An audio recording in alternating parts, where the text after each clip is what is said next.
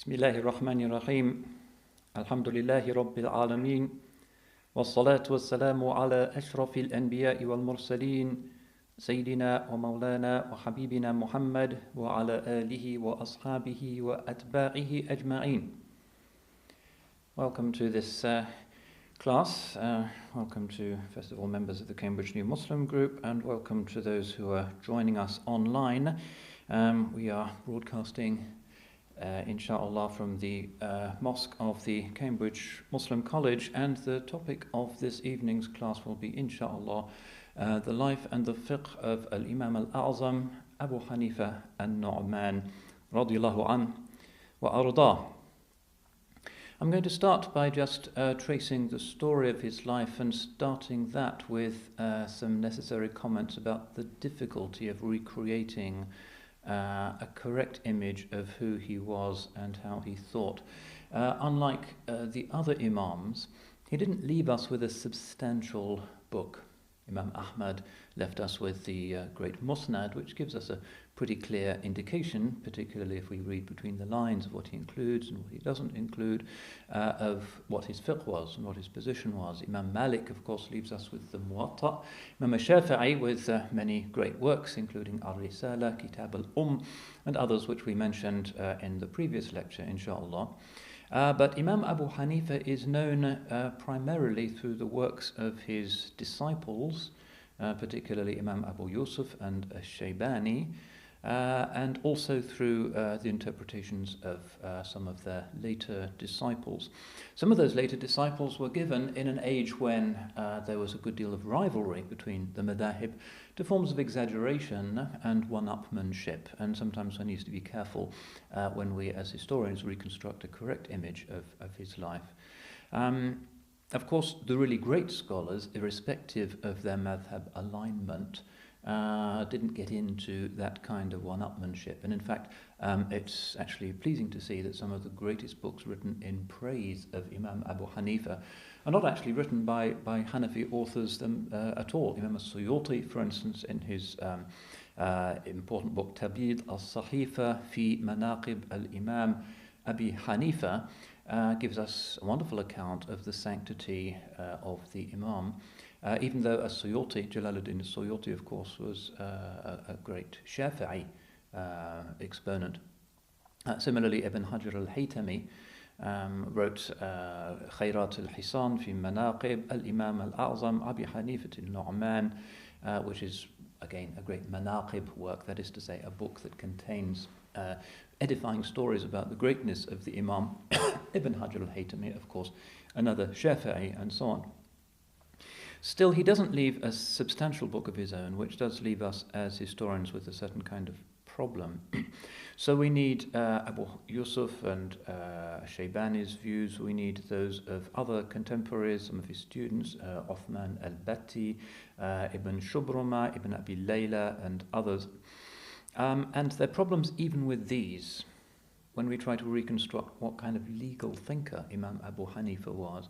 We think we can do it through the works of his disciples, but even Shaybani's great works will typically cite the fatwas and the legal opinions of Imam Abu Hanifa without giving the detailed argumentation, the reasons why the Imam came up with these particular fatwas. They look more like works of furu' than works of usul. So we do need to be careful in presenting his thinking.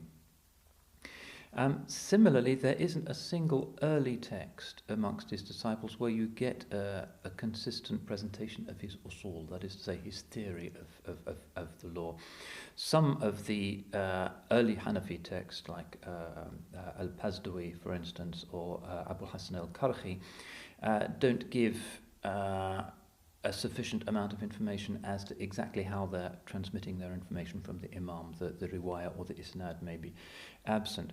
So in explaining his usul, and all of these great Imams were basically presenting methodologies, methods for interpreting the Quran and the Hadith in a maximally faithful way. We need to remember that we can't always be sure that his position was correctly inferred from the furu' of later generations. This is particularly a problem in the Hanafi context. And that's particularly acute, I think, when it comes to something that loomed large in his lifetime, given that he lived in an incredibly turbulent and difficult time. When it comes to his political theory, because there's nothing that he wrote or that has been authentically preserved from him which indicates explicitly what his particular take was on the political events of the time. We will see, and this is one of the rather beautiful aspects of his career, that as a Sunni he followed the middle path. He was a man of the Ahl al-Sunnah wal Jama'ah, that he loved the Ahl al-Bayt, but his doctrinal creed, al-Fiqh al-Akbar, and also a letter that he wrote to one of his disciples, Risala ila Uthman al-Batti, are completely unproblematically, emphatically Sunni texts.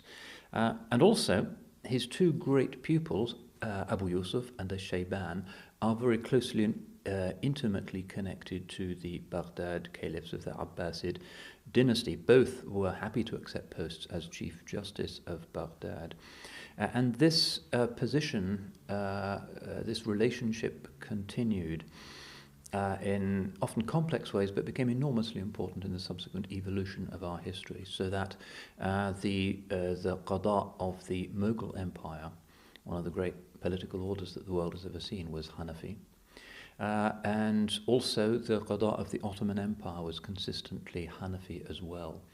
A connection between the Khilafah in particular, going back to the Abbasids and the way in which the Ottomans took it on from the Abbasids following their conquest of Egypt in the early 16th century, 1517, from the Mamluks, adopted the mantle of the Caliphate. So there's a connection between the Hanafi madhab and the Khilafah, which means that the official madhab of countries that used to be ruled by the Ottoman Empire, in most cases to this day, is Hanafi. So whether it be in Bosnia or Albania, or whether it be the official madhab of the muftis of Egypt or Syria or Iraq, these are Hanafi, irrespective of what the majority of the population might be, because of the historic connection of the madhab of Abu Hanifa with the Sunni Khilafah. So emphatically a Sunni position. But as we'll see, very open to connections with other points of view as well. So let's go through the details of his life insofar as we can reliably discern it. He was born in the city of Kufa, that's well known, in the year 80 or maybe 81, but that kind of time. And his family is very interesting. Remember last time we looked at the family of Imam Shafi'i and we saw his Hashimi lineage, how important that was to him and to his mother and the implications that it had. Abu Hanifa is very different. Because his father is not quite a nobody, because he's wealthy, as far as we can tell, a wealthy trader, but he is originally from a family of Afghanistan. Kabul in Afghanistan seems to have been the place where Abu Hanifa's grandfather may have been taken as a war captive during the original Arab conquest, although there's different accounts in the early sources. But in any case, Abu Hanifa's father, Thabit ibn Zuti al-Farisi, are not Arabs. They are from the Mawali, that is to say, those non-Arab Muslims who attach themselves in a kind of client relationship to the conquering Arab tribes in order to give them a place in the emergent, in the Umayyad times, very hierarchical Islamic political order. So really different. Imam Shafi'i from the Hashemites, Abu Hanifa is from the back of beyond, Afghanistan, a wild land back then as it is to this day. But what it proves, and this is one of the most interesting aspects of the madhab, and one reason I think why it spread so extensively in non-Arab lands, is that it indicates another of the subtle and beautiful dimensions of early Islam. That the genealogical principle through our love for the Ahl al-Bayt and for the Bani Hashim is important, and Imam Shafi'i knew that. But at the same time, one of the things that Islam was doing in its formative moment was overthrowing tribalism and tribal pride, which had been the self-definition of Arab identity until the rise of Islam. So there's something about his emergence from nowhere that recalls that beautiful dimension of the seerah whereby some of the greatest of the early Muslims came from genetically nowhere, like Bilal or Salman al-Farisi, or some people who were of slave origin, who were taken into the household and under the wing of the Holy Prophet sallallahu alaihi wasallam. So there's something about his madhhab and about him himself and the position that he took in the difficult period in which he lived, almost an impossible political situation he found himself in, that recalls that anti-tribal creation of a kind of super tribe. All of the Muslims are equal in the religion of Islam. And the Holy Prophet ﷺ indicated this. One of his greatest revolutions was that whereas before him Arabia had just been tribes, if you didn't have a tribe you were outcast, unimaginable, like a Hindu without a caste. And then Islam came, and in terms of what was important in your life, your status as a Muslim, what you could achieve, it didn't really matter. And ilm and taqwa were what were important. Inna akramakum indallahi atqakum. The noblest of you in Allah's sight are those who have most taqwa. One of the most revolutionary things that the Quran was saying to an intensely hierarchical and ethnically obsessed Arabian world. So he's from this dimension of the prophetic revolution, the, as it were, egalitarian dimension, whereby anybody can be brought into, as it were, metaphorically, the Prophet's family. He says, Salmanun minna ahl al-bayt. Sallallahu alayhi wa sallam. Salman, who is also Persian origin, is from us, the people of the house. And he said, Ali kullu barrin taqi. My family incorporate everybody who is good and is pious. Consider how he brought Bilal so close and chose Bilal to be the one who would proclaim the adhan symbolically from the roof of the Kaaba after the conquest of the city. And Abu Lahab, a close relative, was excluded and pushed out. Religion, piety, spiritual greatness were the new definers of what it meant to be a Muslim. So this is significant, and his fiqh becomes, in a sense, related to the concerns and the identity of the Mawali in the time of the Tabi'een. First generation of Muslims are the Sahaba, the companions, and the Tabi'een are their disciples, the people who saw the Holy Prophet sallallahu alaihi wasallam, the Tabi'een. And one of the most extraordinary things in the whole history of Islamic thought and culture is the fact that fiqh, and in fact scholarship generally, in the time of the Tabi'een was amongst the non-Arabs and not amongst the Arabs. Abu Hanifa comes explicitly from that world. Most of his teachers were in fact of non-Arab origin. So just to give you an example of the tensions, because these were kind of ethnic tensions that were quite intense. There were a lot of Arabs of a traditional stamp who thought that they were, as it were, the lords and masters, and everybody else was kind of a second-class citizen. But the reality is that so fundamental was this overthrow of the traditional class system and caste system and tribal system that the great leaders of the religion in the second generation are actually of non-Arab origin. So Ibn Abd Rabbi, in his Al-Iqd al-Farid, which is a nice historical work, tells us stories like this. قال لي ابن أبي ليلى. Ibn Abi Layla said to me, قال لي عيسى بن موسى said to me, وكان ديانا شديد العصبية, and he was one of these Arab nationalists. Right? من كان فقيه العراق? This Arab nationalist is saying, who's the greatest scholar? Who's the faqih of Iraq? Who was it in your time, the time of the Tabi'een? قلت الحسن ibn Abi al-Hasan. I said it was al-Hasan ibn Abi al-Hasan. قال ثم من? قلت محمد بن سيرين. And he said, and then whom? Muhammad bin Sirin. قال فما هما? And he said, and what are they? قلت مولايان. And I said, two non-Arabs. قال فمن كان فقيه مكة? And he said, and who was the great scholar of Mecca? And I said, عطاء بن أبي رباح, and Mujtahid, and Sa'id bin Jubair, and Salman bin Yasar. قال فما هؤلاء? And he said, and what are they? قلت موالٍ, non-Arabs. قال فمن فقهاء المدينة? And he said, and who are the great jurists of Medina? قلت زيد بن أسلم ومحمد ibn al-Munkadir ونافع ibn Abi Nujih. And I said, and mentioned these three individuals. قال فمن هؤلاء? And he said, and who are they? قلت موالي. I said, they're not Arabs either. فتغير لونه. And his color changed. He was getting angry. ثم قال فمن أفقه أهل قباء? And then he said, and who was the most learned of the people of Quba? قلت ربيعة الرأي. Remember him, the teacher of Imam Malik. وابن أبي زناد. قال فما كان? And he said, and what were they? قلت من الموالي. They were also non-Arabs. فاربد وجهه. And his face really started to change. ثم قال فمن فقيه اليمن? And he said, and who was the great scholar of the Yemen? قلت طاووس وابنه وابن منبه. And I said, Tawus and his son and Ibn Munabbih. قال فمن هؤلاء? And he said, and who were they? قلت من الموالي. They weren't Arabs either. فانتفخت أوجاجه. And his cheeks started to swell up. وانتصب قائما. And he stood up out of his anger.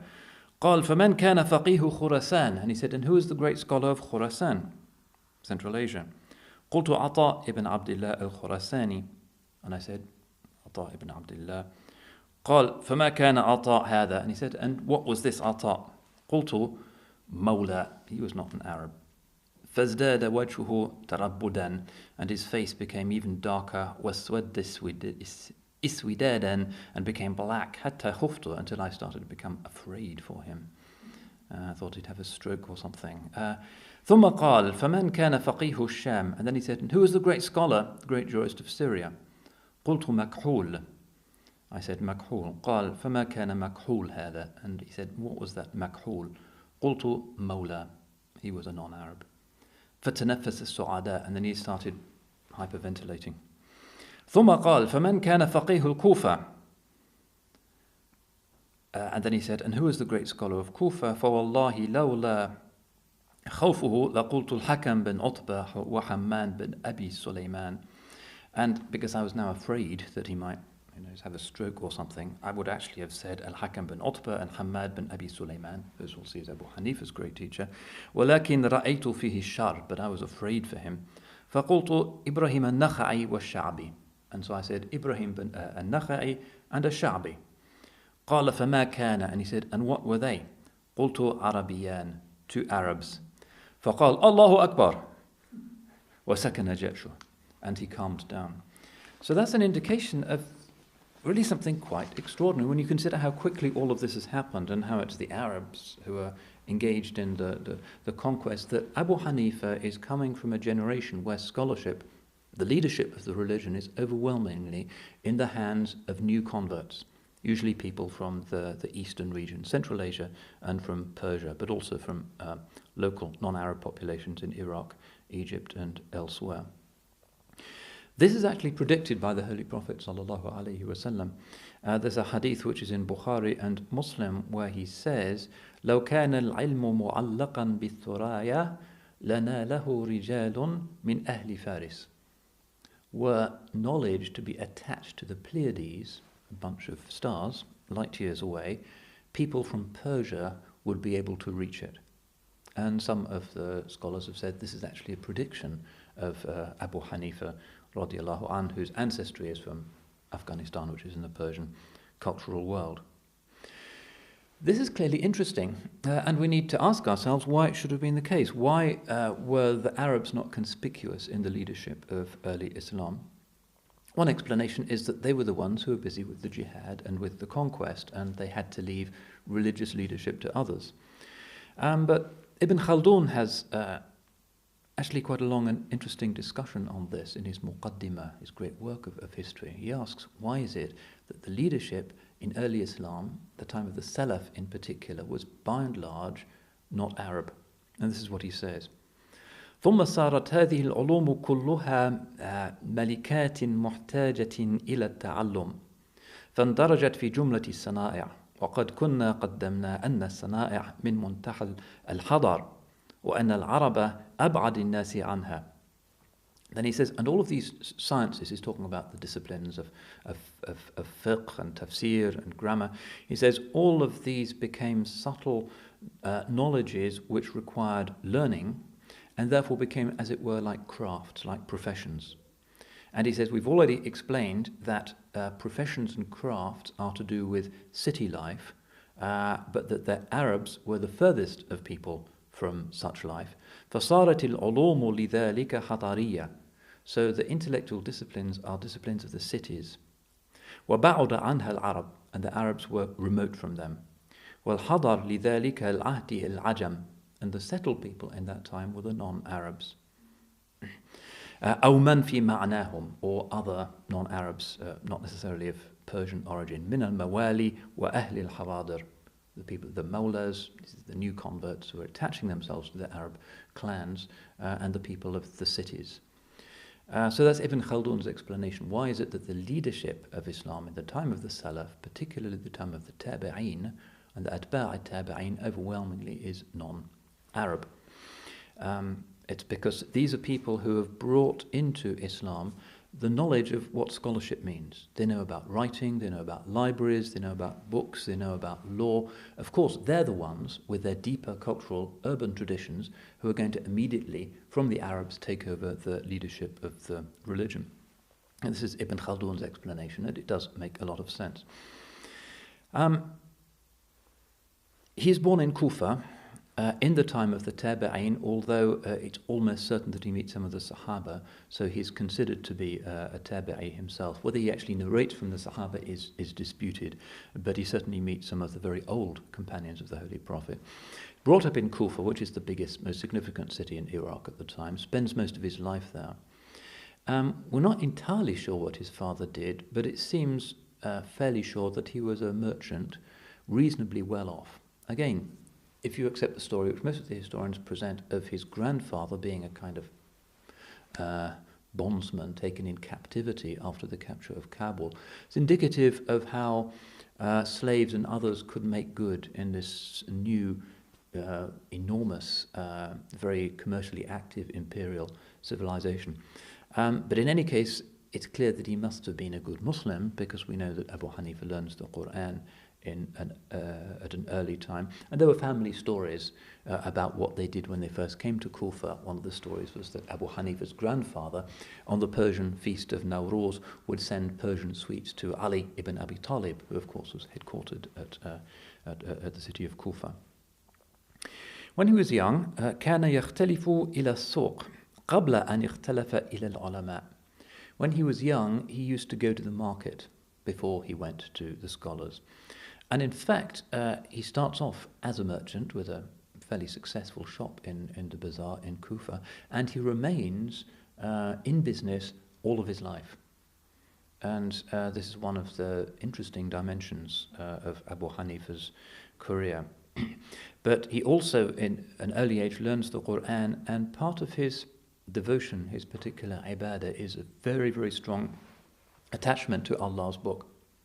So it's said, at least by some of his fervent admirers, that he used to read the whole Quran through 60 times during the month of Ramadan. And the tradition is that there were 4 Imams who were known to recite the entire Quran in 1 rak'ah. So this would be presumably in a tahajjud prayer. To do it properly, you really need about 7 hours. And those are Uthman bin Affan, Tamim ad-Dari, Sa'id bin Jubair, and Abu Hanifa. 4 people who in Islamic history have the reputation of reading the whole Quran in a single rak'ah. And the Quran is really at the center of his specific type of taqwa. But back to Kufa. Kufa is an interesting place. It's not like Imam Malik being brought up in Medina where everything is Islamic and the Prophet's fragrance is everywhere. Kufa is different. It's a new city, garrison town, been established by the conquerors, and it's a melting pot for everybody and everything.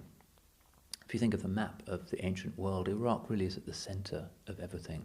This is the land of Sinbad the sailor. They're trading throughout the world. They're going to China, Central Asia, North Africa. Iraq is the very center of civilization, and the beginning of civilization. It's Mesopotamia, after all, which had the first cities that we know of. So everything is coming in there. There's Greek philosophy knocking around. There's Persian medicine. Christianity of many, many, many different kinds in Iraq, particularly Nestorian Christianity, which now hardly exists, but then was very important. Nestor was the Patriarch of Constantinople, who developed the idea of Christ having two separate natures, the human nature and the divine nature, like two minds contemplating each other in the single person. And the other churches of the East are called Monophysites, the Copts, the Jacobites, and so forth, who say that no, there's just one mind with a human and a divine nature, but they're fused. But Iraq is the center for this Nestorian idea. And many, many Islamic sects as well. The Kharijites really are headquartered in southern Iraq. The Mu'tazilites kick off and really always have their center of operations in southern Iraq. And the Shia, although in this period they're not really a sect with their own distinctive doctrines, it's more like a political point of view, a political party, also have the greatest number of supporters in southern Iraq in this period. So this is really a very turbulent place. And of course, Abu Hanifa, as a teenager, is hearing all of this stuff. And one of the attractive aspects of his personality is that he really wants to understand everybody's point of view and learns from them. He, as you can imagine, this is a city of argument.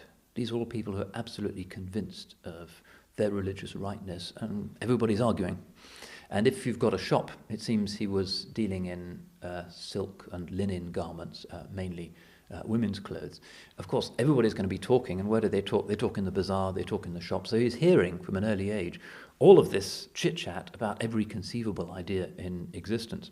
And he absorbs them, and he gets involved in the arguments because he's a Sunni, he's from a new Muslim family, so particularly passionate. He loves the Quran. He takes part in these debates in the shop and elsewhere, but he doesn't have enough knowledge really to be decisive. He's spending too much time in the market. And then there comes his great, as it were, conversion moment. It's said that once when he was walking through the Souq in Kufa, he encounters one of the great hadith scholars and jurists of the city of Kufa, who is al-Imam al-Shafi'i radiallahu an. And al-Shafi'i has been watching him and notes that he's always engaged in these, I suppose the 7th century, 8th century version of modern internet polemic. Everybody's arguing, but not everybody has much knowledge. So al-Shafi'i tells him, عليك بالنظر إلى العلم ومجالسة العلماء فإني أرى فيك يقظة وحركة.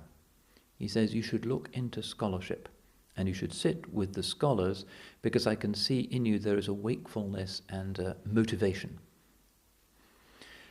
So he takes this advice and increasingly leaves his shop in the hands of a partner or assistant who does most of the work there.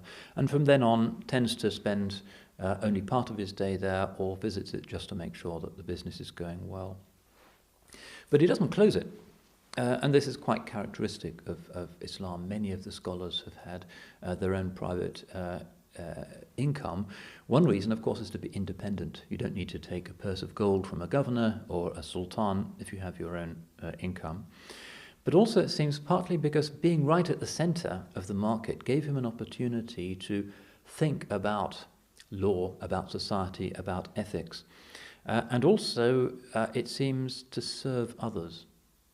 He had the kind of mercantile piety that used a shop as an opportunity to serve society, to give a good price to the poor in particular, and to demonstrate honesty. And in fact, in our tradition we have some very beautiful works on what nowadays would be called business ethics, and very often the stories are about Imam Abu Hanifa and his shop. So for instance, he would never take an unfairly low price. There's an incident that had everybody in the bazaar chattering because a woman came in, a poor woman, to sell a robe, maybe it was a wedding dress or something, and she wanted 100 dirhams for it. And Imam Abu Hanifa looked at it and said, 500 would be a good price. He wasn't engaging in sadaqah, it was actually the correct price for this garment. And she said, atahza'u bi, are you laughing at me? But he insisted that this was the correct price. That doesn't often happen in the real world of commerce, that somebody comes to you with a price and you say, no, actually, I think I should be paying more. Would you sell a house or sell anything? Generally, it tends to be the other way around. But this was his particular form of taqwa, a mercantile piety that is actually very important in our civilization. So there's other incidents that are narrated. On one occasion, he sends off his assistant in order to deliver a garment to somebody who's ordered it, and tells the assistant, tell the purchaser that it's got a defect, it's torn in this corner, and don't take the money until you've shown it. The assistant delivers the garment, takes the money and goes back and said, I'm afraid I forgot to tell the purchaser about the defect. Abu Hanifa sends him back, but they can't find the purchaser. He's a traveller. And so Abu Hanifa immediately, of course, gives the price of the garment to the poor in sadaqah. So this is how to understand his life. He's right at the centre of society, and therefore the law school that comes out of his mind is something that is profoundly real and connected to the actuality of people's lives. You could say the same of the madhab of Imam Malik, of course. But Abu Hanifa is somewhat different in that his city is so cosmopolitan. There's so many different kinds of people. And he himself is actually part of the economic life, the economic establishment of his city. He seems to have made quite a good living. He was a prosperous person. There's nothing wrong with that in Islam. And was well known for cultivating a beautiful appearance. He always wore a valuable robe, used plenty of perfume. His sandals were always properly fastened and mended, unlike a lot of scholars at the time who wore patched robes and had sandals that were a kind of disaster area. Abu Hanifa was always smartly turned out. And in fact, he insisted that his students should also dress well. Once he saw a student who was really scruffy and told him, underneath this carpet there's some money, take it and smarten yourself up. And the student says, actually, I do have money. And Abu Hanifa still told him to improve the way that he looked. يَنْبَغِي لَكَ أَن تُغَيِّرَ حَالَكَ. He says to him, you should improve and change the way you look. حَتَّى لَا يَغْتَمَّ بِكَ صَدِيقُكَ. This is an interesting way of thinking. So that your friends don't feel bad about you. It's not that you're going to show off by looking cool in the souk. No, it's so that people don't feel sorry for you, that they're not concerned for you, that they don't think maybe they should be giving you money. If you've got money, you should be a smart person, otherwise others will be sad. Interesting way of looking at it.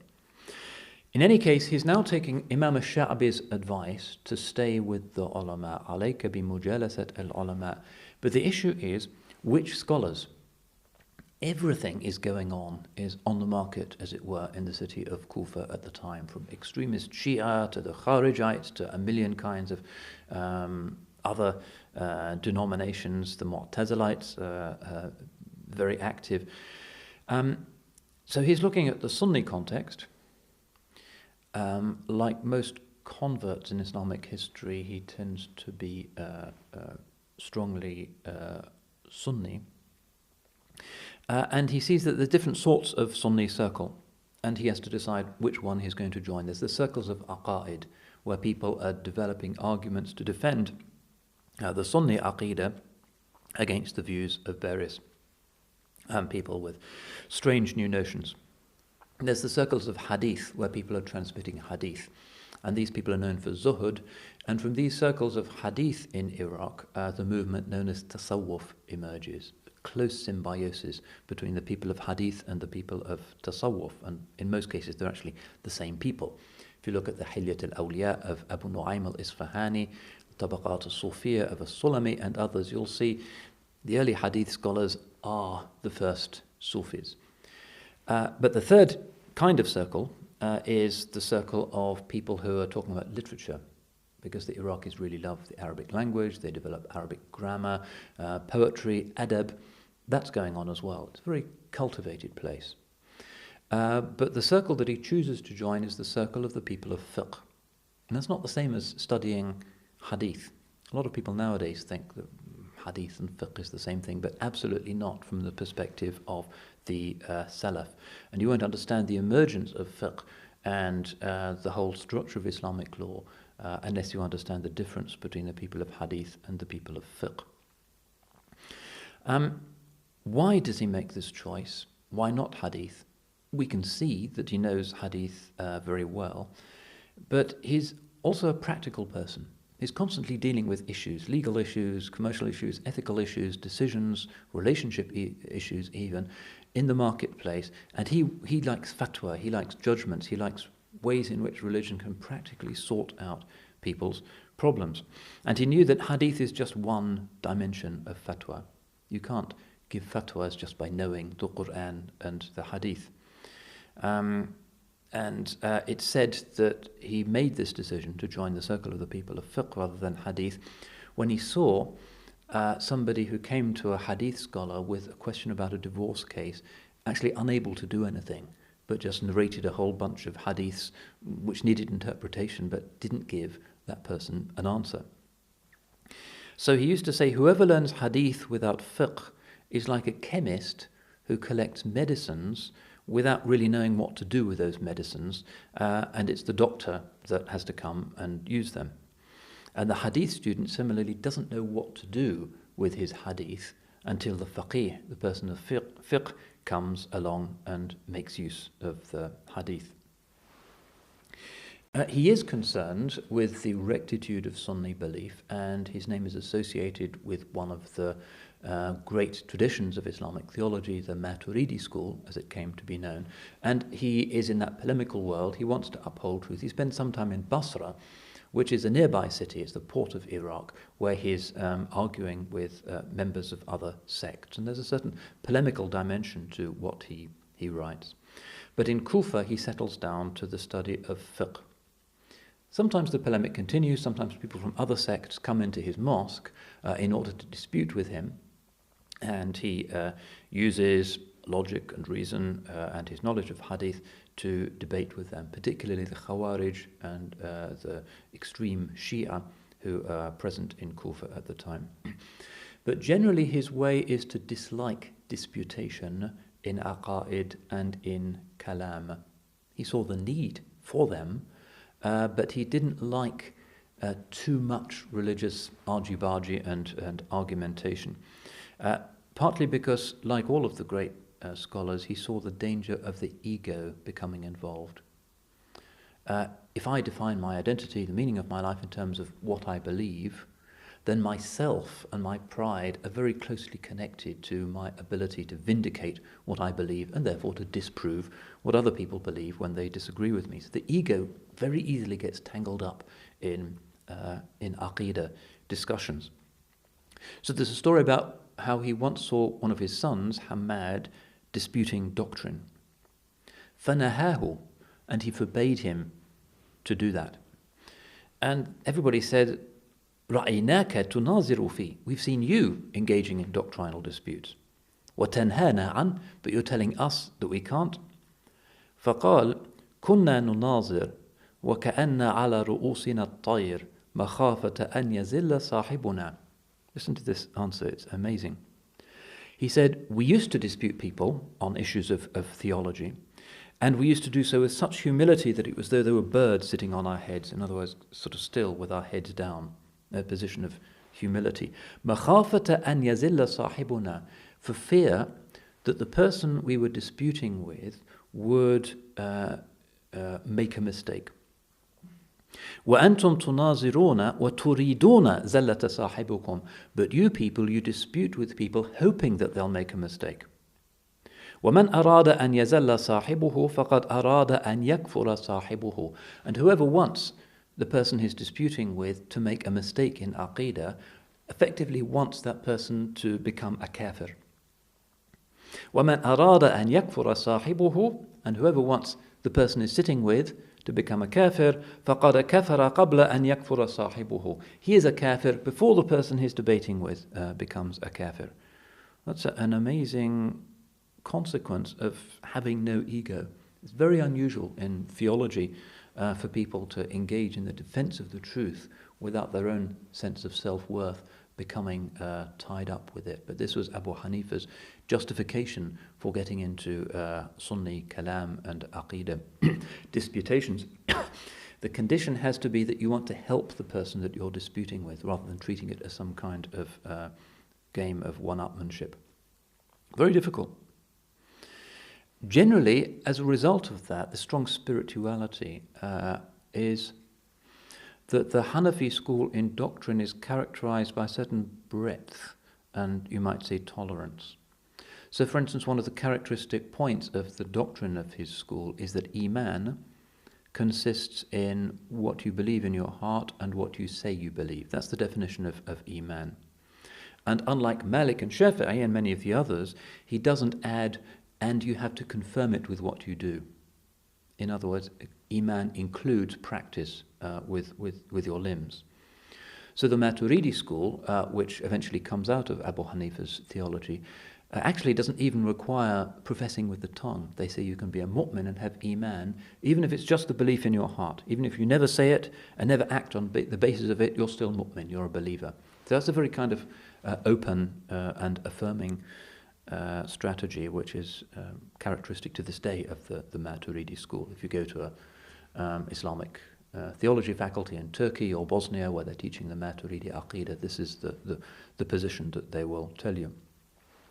But he's focusing mainly on fiqh, and he likes to have just one teacher, and this is the Hamad bin Abi Sulaiman, who we mentioned earlier, and he stays with him year after year until Hamad gives him ijazah, gives him permission to give fatwa. So he's mainly in Kufa, the disciple of Hamad, but he makes the Hajj many times. Some of the hagiographic works will say he made Hajj more than 50 times. We don't really know that. Iraq was not so far from Mecca and Medina, and the scholars would study as they went. They would ride camels side by side and exchange views and carry their books with them. So it was just another way of studying. But in any case, he goes to the Hajj many times and spends some time in Mecca and Medina, and in the holy cities he's associating with other ulama. And he spends time with people of fiqh, and particularly those who had been the pupils of the muftis amongst the Sahaba. So he says, تَلَقَّيْتُ فِقْهَ عُمَرْ وَفِقْهَ عَلِي وَفِقْهَ عَبْدِ اللَّهِ بن مسعود وَفِقْهَ ibn Abbas عَنْ أَصْحَابِهِمْ. I learnt the fiqh of Umar and the fiqh of Ali and the fiqh of Abdullah bin Mas'ud and the fiqh of Ibn Abbas from their own pupils.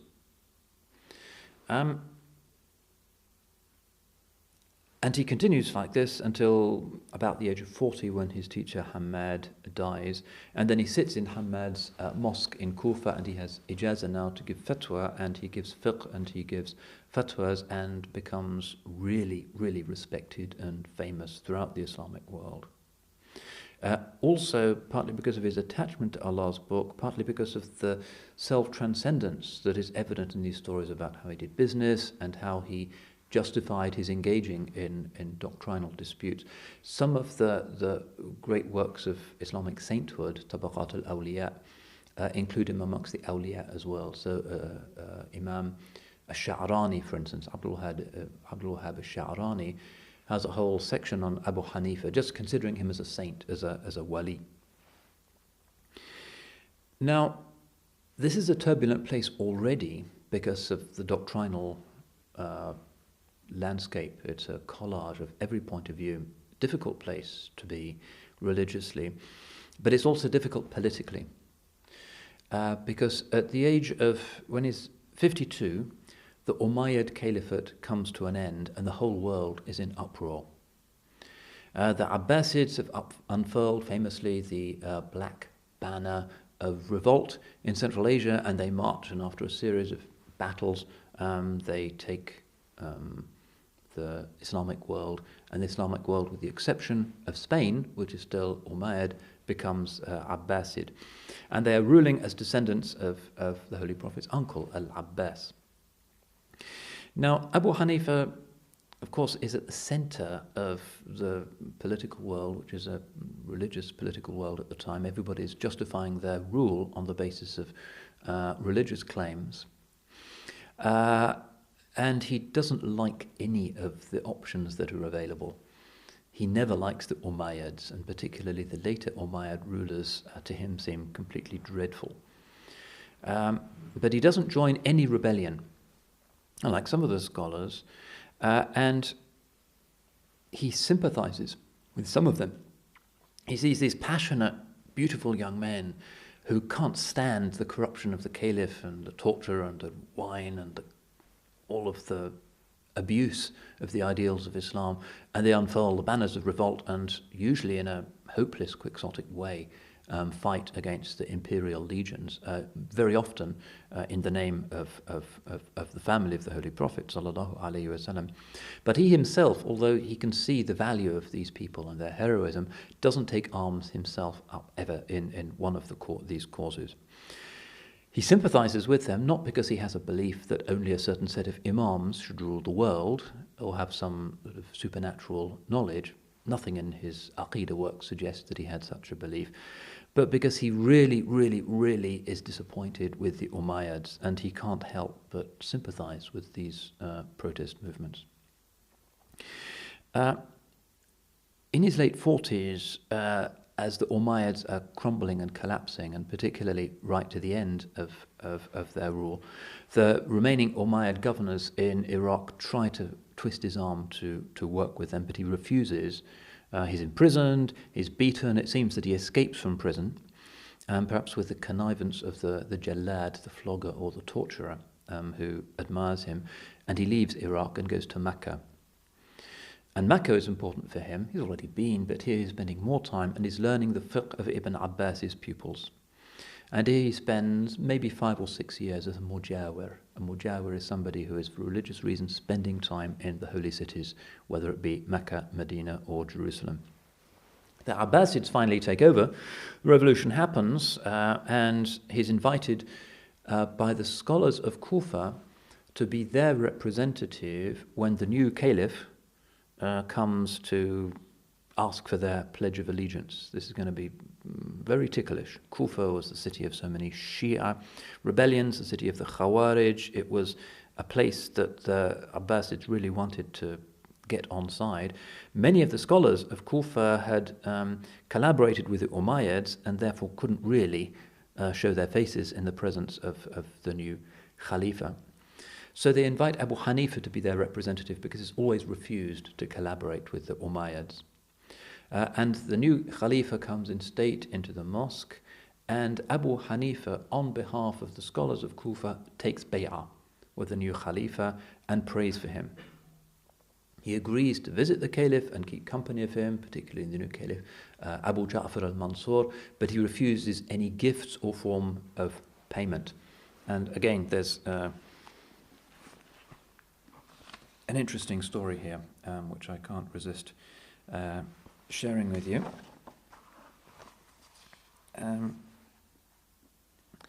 This is an interesting example of the difficult relationship he has with the new caliph. He wants the unity of the Muslims. He doesn't believe that there should be some infallible imam ruling the show. He certainly doesn't believe in the literalist hadith fanaticism of the Kharijites. He wants something that's inclusive, and he's willing to take the Abbasids at their word, the descendants of a Hashemite. But he always has a difficult relationship with them, and eventually, as we'll see, that becomes his downfall. It's an interesting story which gives an example of his fiqh in action. I particularly like this one. لقد وقع بين المنصور وزوجه الحرة شقاق بسبب ميله عنها. Once it happened that al-Mansur, this is the caliph, was estranged from, or basically had a row with one of his free wives because he'd been preoccupied with his other wives. وَطَلَبَتِ الْعَدْلَ مِنْهُ, and she didn't like this, and she wanted justice to be done. She wanted him to deal with her justly, or there would be a divorce. فَقَالَ لَهَا بِمَنْ تَرْضِينَ فِي الْحُكُومَةِ بَيْنِي وَبَيْنَكَ. And so the caliph said to her, who do you want to have as a, what would we call it nowadays, a mediator between us? Who's going to be the arbiter, the referee between us? Who do you want to do it? قالت Abu Hanifa, and she said it has to be Abu Hanifa. فَرَضِيَ هُوَ بِهِ أَيْضًا. So the caliph agrees to this also. فَأَخْتَرَهُ. So he brings him to the palace. وَقَالَ لَهُ يَا أَبَا حَنِيفَةَ. And he says to him, O Abu Hanifa, الْحُرَّةُ خَاصِمُنِي. my free wife, is arguing with me. فانصفني منها. So deal with me justly. قال أبو حنيفة ليتكلم أمير المؤمنين. Abu Hanifa says, let the commander of the believers speak. قال يا أبا حنيفة كم يحل للرجل أن يتزوج من الناس. And he says, oh Abu Hanifa, how many women can a man have lawfully? فيجمع بينهن. قال أربع. And he says he can have 4 wives. قال وهل يجوز لأحد أن يقول خلاف ذلك. And he said, is it permissible for anybody to say anything else? قال لا. And he said, no. فقال أبو جعفر, and then the caliph said, قد سمعتي. He says to his wife, you heard what he said. فقال أبو حنيفة إنما أحل الله هذا لأهل العدل. And Abu Hanifa says, Allah has only allowed this to the people who are able to be just. فمن لم يعدل أو خاف ألا يعدل فينبغي ألا يتجاوز الواحدة. And whoever is not just amongst them, or is afraid that he might not deal justly with them, it is right that he should not have more than one. قال الله تعالى فإن خفتم ألا تعدلوا فواحدة. Allah says, and if you are afraid that you might not deal equally with them, then only one. فينبغي لنا أن نتأدب بأدب الله. And it's right for us to take the words of Allah to heart. ونتعظ بمواعظه, and to accept his reproaches. فسكت أبو جعفر, and Abu Ja'far, the caliph, fell silent. وطال سكوته, and was silent for a long time. فقام أبو حنيفة وخرج, and at length Abu Hanifa got up and went out. فلما بلغ منزله, and when he got home, أرسلت إليه خادما, the queen sent to him a servant, ومعه مال وثياب وجارية وحمار مصري, and gifts, wealth, new clothes, a servant girl, and an Egyptian donkey. فردها معه, and he sent them back with him. قال للخادم أقرئها سلامي, give her my greetings, وقل لها, and say to her, إنما ناضلت عن ديني وقمت ذلك المقام لله. He said, I wasn't defending you, I was defending my religion. وقمت ذلك المقام لله, and I stood like that for the sake of Allah. لم أرد بتلك تقربا إلى أحد. I didn't want to become closer to anybody as a result of what I did. وَالْتَمَسْتُ بِهِ دُنْيَا, and I didn't want any worldly thing. And that's an example of this relationship. He was prepared really to anger the caliph and support the case of one of his wives simply because of his desire that Allah's law should be upheld. But then a crisis occurs. He's not a Shi'i, that's not in any of his fatwas, and he's made bay'ah to the Khalifa. But then there's a rebellion. These pro-Shi'i rebellions that have happened here and there in the Umayyad period start to happen again because people don't like the Abbasids either. So Muhammad al-Nafs al-Zakiyya, who was from the Ahl al-Bayt, and his brother Ibrahim rebel. This is difficult for Abu Hanifa because he'd been friends with his father and with their father and studied with him, and their father was now in prison. The 2 leaders of the revolt were killed. And this really is the end of his friendly relations with the Abbasids. And al-Mansur is not sure about him and starts to spy on him. He sends the Abbasid equivalent of MI5 to watch him, to have him tailed. But it's difficult for him to take steps because Abu Hanifa is really the best known Sunni scholar around, and he's pious, he's saintly, scholarly. He doesn't have any political record of joining any of these revolts. But eventually the caliph finds a strategy. He invites him to become chief judge. And he refuses, as the caliph kind of expected that he would. And then he asks him to become chief mufti, that is to say, the one who is like the leading legal consultant for all of the judges. And he refuses that as well. And al-Mansur then, in his capacity as caliph, swears that Abu Hanifa will do this. And Abu Hanifa, in his capacity as the great jurist, swears that he will never do it. And there's a standoff. And the Caliph's chamberlain, al-Rabi', says to him, to try and defuse the situation, أَلَا تَرَى أَمِيرَ الْمُؤْمِنِينَ يَحْلِفُ. Don't you see the commander of the faithful has taken a vow, has taken a pledge? فقال أبو حنيفة, and Abu Hanifa just says, أَمِيرَ الْمُؤْمِنِينَ أَقْدَرُ عَلَى كَفَّارَةِ أَيْمَانِهِ مِنِّي. And he says, well, the commander of the faithful, Abu Hanifa says, the commander of the faithful is more able to pay the compensation, the fine, for breaking a pledge than I am. فَأَبَى أَنْ يَلِي فَأُمِرَ بِهِ إِلَى الْحَبْسِ. So when he really refuses to take up this position, he doesn't want to be an agent of that government, he's taken away. The police take him and he goes to prison. Why does he refuse? Not because he's withdrawn his bay'ah. He doesn't consider the ruler to be outside his allegiance. It's just because he doesn't want to become a political tool or to legitimize the uglier actions of the caliph. What happens in prison? Well, there's different historical records. Here again, it's hard to piece the details together. Some accounts say that he was flogged and then poisoned and died in prison. Other accounts say that the caliph didn't want to create a scandal and released him from prison, but forbade him to teach, and then he soon died effectively under house arrest. He dies in the year 150 of the Hijrah. And before dying, he does two things. First of all, when he's already sick, it seems, he dictates something called his wasiyah, which means almost like a last will and testament, which is a short kalam work. It's a short book of theology in which he indicates correct from false belief, because for him this is hugely important. And the wasiyah Abu Hanifa becomes an influential guide to the founding positions of the Hanafi Aqidah and Kalam.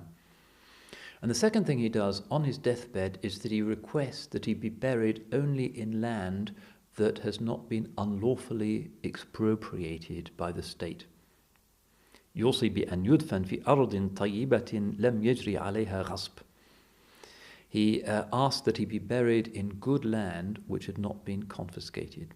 وَأَلَّا يُدْفَنَ فِي أَرْضٍ قَدِ اتُّهِمَ الْأَمِيرُ بِأَنَّهُ غَصَبَهَا. And that he shouldn't be buried in any part of land, any place in the earth where the Amir, the Caliph, had been even accused of taking the land over. And it said that when the Caliph al-Mansur heard of this, he said, Abu Hanifa is a nuisance to me, alive and dead. It was just embarrassing that this was the last thing that he said, that he was implying that the Caliph had been illicitly just confiscating people's property. So he dies, maybe poisoned. The word gets out, even though the funeral, janazah, has to happen quickly. 50,000 people assemble. It's a big thing in Iraq from different perspectives. Al-Mansur sees his popularity and also comes and prays by his graveside. So that's the end of his life, a difficult life, prosperous and a great scholar, Al-Imam Al-A'zam. Still, the district where he's buried in Baghdad is called Al-A'zamiyah, the district of the greatest Imam.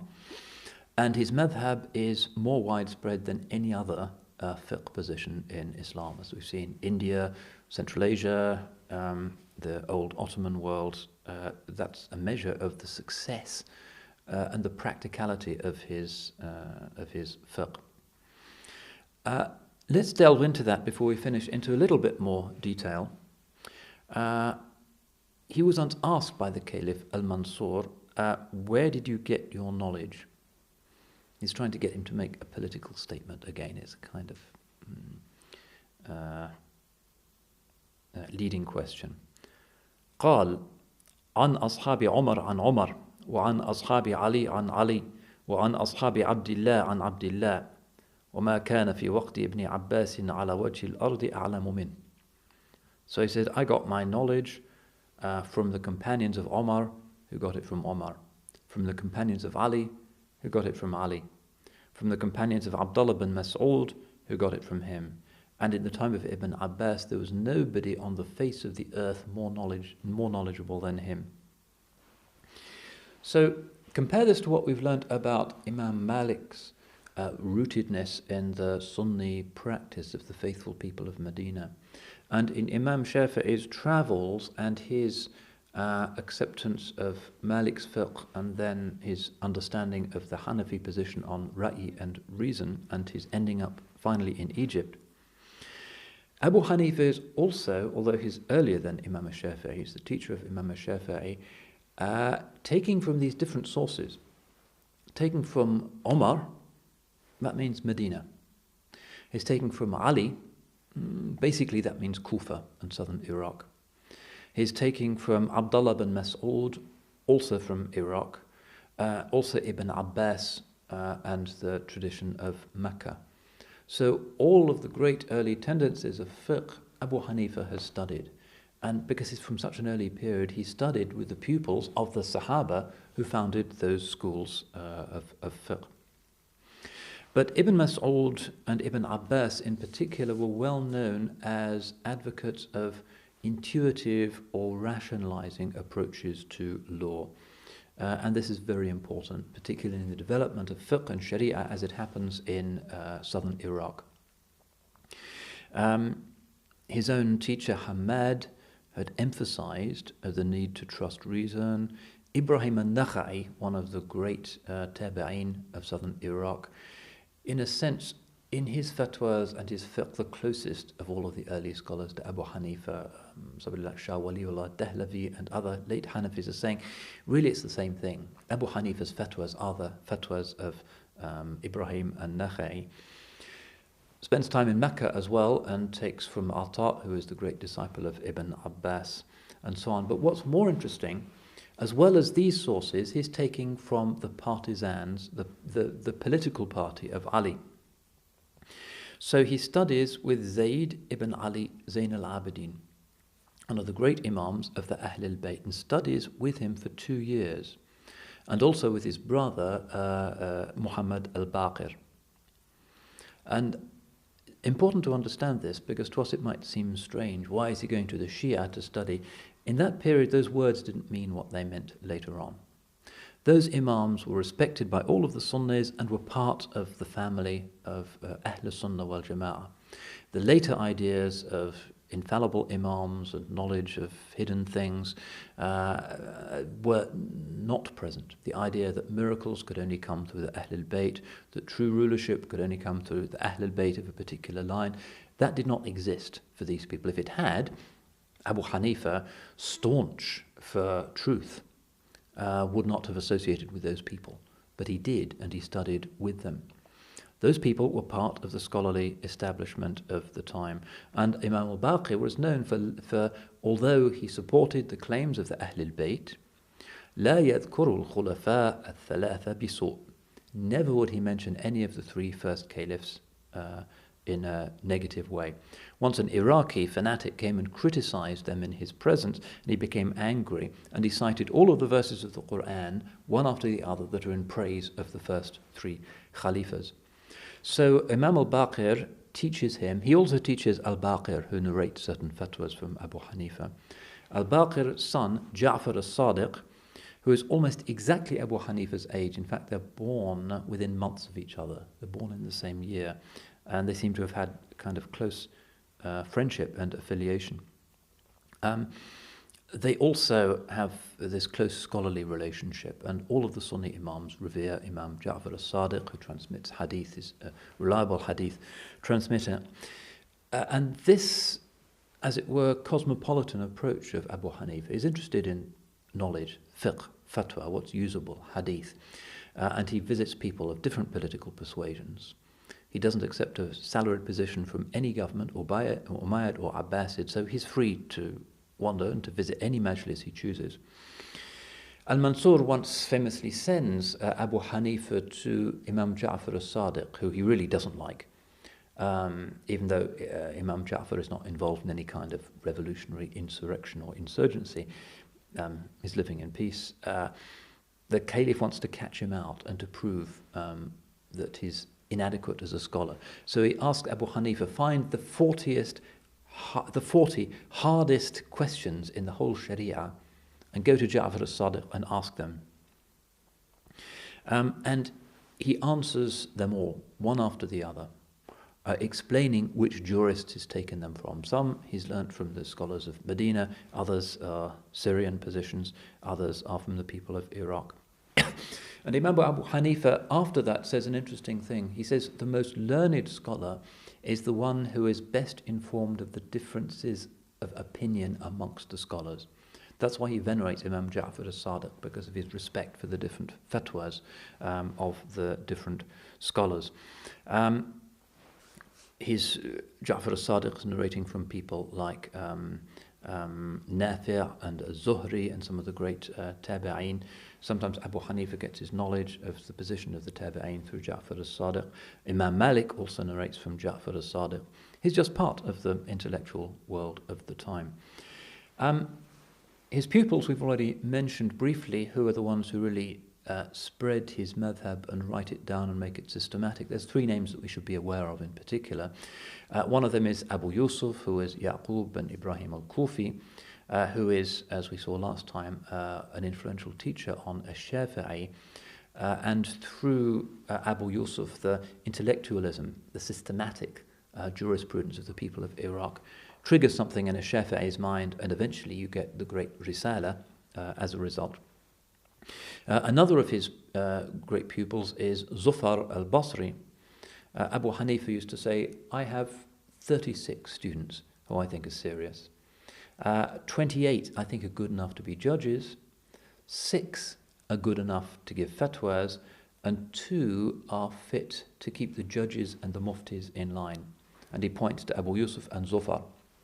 Again, remember, this is characteristic of the Salaf. Very few people are capable of giving fatwas. It's not like nowadays where everybody has a view on religion. I've heard this and I've heard that, but I think that X is the correct view. I found this in a hadith or whatever. Total chaos. The way of the Salaf is for most, even of the scholars, to remain silent when asked for fatwa and not to do it. Only a few people have the courage and the knowledge to give religious rulings. Otherwise, you just have chaos, and he was well aware of that. That is the way of the Salaf. The third of his great pupils is Imam al-Shaybani, that's Imam Muhammad al-Shaybani, who's a significant author.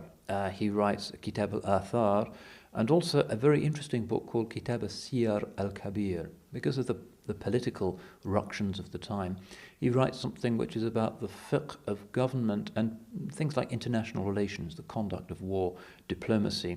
It's been translated into English by Muhammad Hamidullah, if you want to look at it, and it's a very interesting law of nations. And to this day in some Muslim countries where they teach diplomacy and public service, they will look at that text. It's still really very interesting. Finally, very briefly, we've already indicated as we went along his story the characteristics of his madhab, seeing how syncretistic it is, taking from Mecca, taking from Medina, taking from the cities of southern Iraq. But we could say, as a kind of generalization, that it is, of the four madhabs, the one that is most emphatic in its trust of human intelligence and of aql, the mind, intellection. This is a root which is important in the Quran. There's about 50 times in which it appears, as well as other words, ulul albab, ulul nuha, people of intelligence, people of understanding. And it's interesting to note that nowhere in the Bible, for instance, is there praise of human intelligence and of reason. But in the Quran, there are constant references to the need to use reason and to understand. Before Islam, moral knowledge had really been tribal. There wasn't really a tradition of working ethics and ideas out using reason. The Quran comes to sweep that away and says it's لِقَوْمٍ يَتَفَكَّرُونَ, to a people who think, and it appeals to universals. There are universal rules, right and wrong, which are intrinsic. This becomes an important part of Hanafi and then Maturidi moral theology. There's an intrinsicality to values. Now, for Abu Hanifa, and remember he's working in a world where there are so many different opinions and so many people who are fabricating opinions and hadiths and Quranic interpretations, putting them into circulation in order to support various sectarian views. He says, because the Quran appeals to reason and says to the people of Makkah that they should be using their reason in order to determine whether their gods actually make sense, or whether Allah subhanahu wa ta'ala can actually resurrect people from the dead. It's a text that invites us to use our reason, that we need to use this in the law as well. The believer should trust his intuition. He should trust his aql, which means something that could include logic, but means something deeper, that we have an intrinsic natural knowledge of what is right and what is wrong, and that should be an important factor in determining law and determining fatwa. And again, you can see how he links this, or it's rooted really in his own experience as somebody who'd been actively involved in the economic and moral life of a complex new town of Kufa, that very often the jurist, as well as the qadi, has to use his sense of what's right, his intuition. And Islam as a religion which values aql emphasizes that very much. Unfortunately, some Muslims nowadays think that religion is a kind of alternative to using your brain, that we don't have a tradition of thinking systematically, that we don't need logic, that we don't need to study grammar, that we don't need to be systematic about our approach to religion. We just grab an ayah from here and a hadith from there and attack everybody who disagrees with us. But this is not the way of the early Muslims. Abu Hanifa, in his emphasis on aql and ra'i, is taking from the position of the earliest Muslims and of the Sahaba, and particularly the school of Ibn Mas'ud and Ibn Abbas, where human reason and intuition, while they can never replace revelation and they can never challenge revelation, are very important guides to truth and help us to determine the correct interpretation. Literalism was never the way of the Salaf, with the exception of the Kharijites, and we know where that led them. The way of the Salaf was intelligence and wisdom, because they were people of fitrah. Fitrah is just another way of saying intelligence, moral intelligence, natural common sense. And there's a dispute nowadays, just to take the story up to date, as to whether indeed wisdom and moral knowledge are innate, or whether they're just something that we learn from society. There's an interesting book by somebody called Peter Carruthers, Human Knowledge and Human Nature, where he says, although he's working from a perspective of neo-Darwinian evolutionary biology, that a knowledge of right and wrong is something that is intuitive. He calls it a folk psychology, a network of common sense generalizations. We know what's right. We know what's wrong. Children have an intuitive knowledge. And certainly that would correspond in its own way to the Hanafi understanding, which is that Allah subhanahu wa ta'ala has created us as noble beings, beings that can recognize the existence and the nature of God, can recognize the moral law, even if we don't have access to a revelation. Otherwise, how could we know that revelation was true? If we didn't have some external way of assessing that the revelation is moral and that it makes sense, revelation would not be incumbent upon us to follow. We have something that's prior to revelation, which is the ability to reason, which is why the Quran is sent to ulul albab, the people of intellection. This is very important for Imam Abu Hanifa, very important for the subsequent tradition of Islamic theology and law, and we become par excellence the civilization of reason. Unfortunately, nowadays there are some who think reason is not part of Islam, it's some extraneous thing, it's fallible. But alhamdulillah, the way of the Salaf is quite other than that. And if you look at the fatwas of the great tabi'een, and particularly people like al-Shafi'i and Ata, Sufyan al-Thawri, you can see that very much they're people of intelligence, of moral intelligence, where compassion and a sense of justice shape their understanding of what the correct and faithful understanding of the Quran and the Sunnah ought to be. So alhamdulillah, we've come to the end of this sadly all too brief session about Imam al-A'zam Abu Hanifa radiyallahu an wa arda, and we ask Allah subhanahu wa ta'ala inshallah to make us people who combine aql and naql, intelligence and revelation, in the best way, because it's only when the ummah gets that balance right that its affairs publicly and in the world of law and sharia and doctrine will also be right. Too much rationality can lead us astray. Too much scripturality without the application of reason can also lead to the catastrophes of the Khawarij.